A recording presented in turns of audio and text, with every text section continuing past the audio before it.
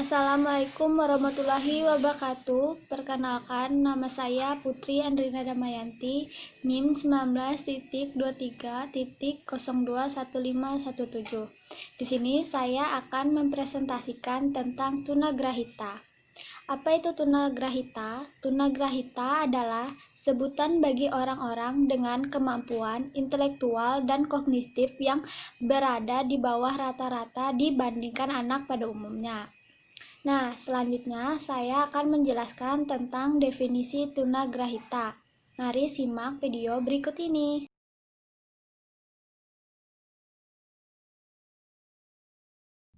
Definisi tunagrahita. Menurut Grossman, tunagrahita adalah penurunan fungsi intelektual yang menyeluruh secara bermakna dan secara langsung menyebabkan gangguan adaptasi sosial dan bermanifestasi selama masa perkembangan.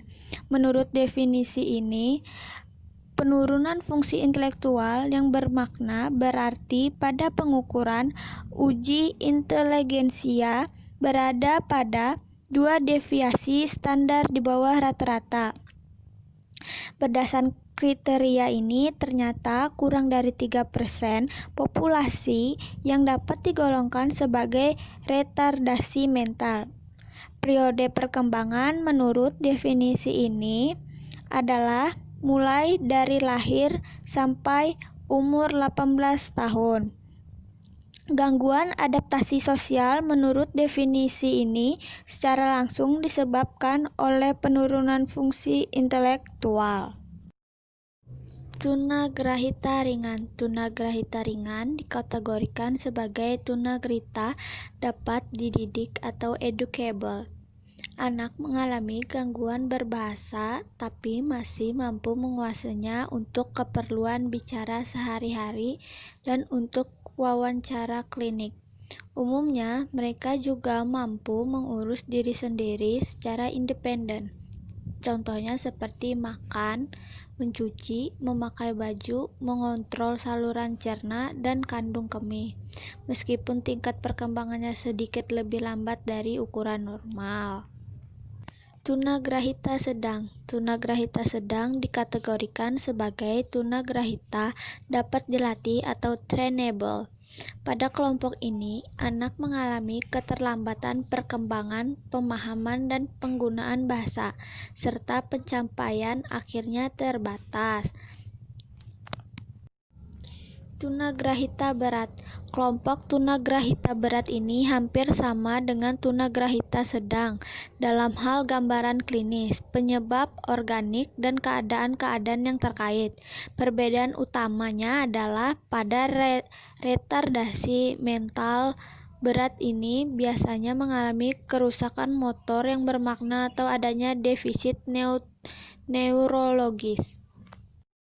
Tunagrahita sangat berat. Tunagrahita sangat berat berarti secara psikis anak sangat terbatas kemampuannya dalam mengerti dan menuruti permintaan atau instruksi.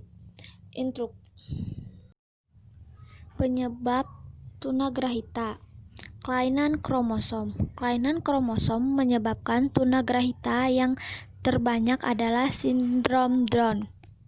Disebut demikian karena Langdon-Dow pada tahun 1866 untuk pertama kali menulis tentang gangguan ini, yaitu bayi yang mempunyai keterampilan seperti Mongol dan menunjukkan keterbelakangan mental seperti idiot. Hal ini tidak sepenuhnya benar karena sebagian besar dari golongan ini termasuk tunagrahita sedang. Kelainan metabolik yang sering menimbulkan tunagrahita adalah phenylketonuria atau PKU, yaitu suatu gangguan metabolik di mana tubuh tidak mampu mengubah asam amino fenilalanin menjadi tirosin karena defisiensi enzim hidroksilase. Penderita laki-laki ternyata lebih besar dibandingkan perempuan dengan perbandingan 2:1.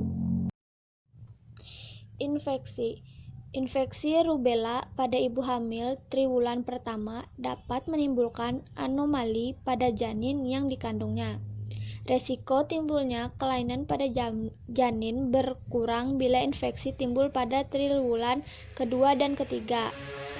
Manifestasi klinis intoksikasi fetal alkohol syndrome atau FAS merupakan suatu sindrom yang diakibatkan intoksikasi alkohol pada janin karena ibu hamil yang meminum minuman mengandung alkohol, terutama pada triwulan pertama.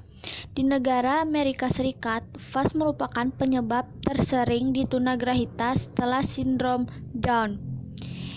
Insiden FAS berkisaran antara 1-3 kasus per 1000 kelahiran hidup. Pada populasi wanita peminum minuman keras, insiden FAS sangat meningkat, yaitu 21-83 kasus per 1000 kelahiran hidup. Padahal di Eropa, Amerika Serikat, 8% wanita merupakan peminum keras. Koch menulis bahwa 15-20% dari anak tunagrahita disebabkan penyebab prenatal. Koch menulis bahwa 15-20% dari anak tunagrahita disebabkan karena prematuritas. Penelitian dengan 455 bayi dengan berat lahir 150 gram atau kurang ditunjuk.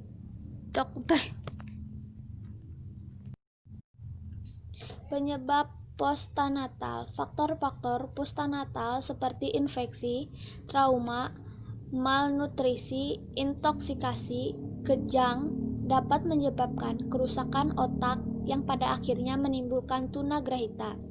Etiologi pada kelompok sosio sampai kultural. Proses psikososial dalam keluarga dapat merupakan salah satu penyebab tunagrahita. Sebenarnya bermacam-macam sebab dapat bersatu untuk menimbulkan tunagrahita.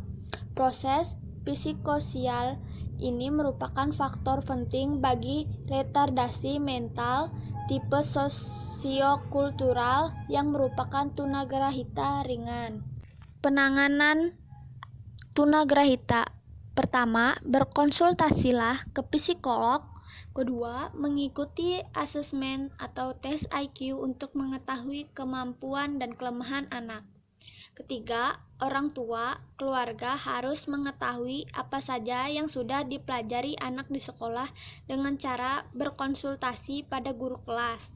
Yang keempat, orang tua atau keluarga membimbing dan mendampingi anak di rumah dalam belajar, baik mengulang materi pelajaran yang sudah dipelajari di sekolah maupun menyiapkan anak pada materi pelajaran baru yang mempelajari anak pada hari berikutnya. Yang kelima, orang tua, keluarga harus menghargai hasil belajar yang diperoleh anak dari sekolah. Yang keenam, orang tua, keluarga harus selalu memotivasi anak supaya anak rajin belajar, baik di sekolah maupun di rumah.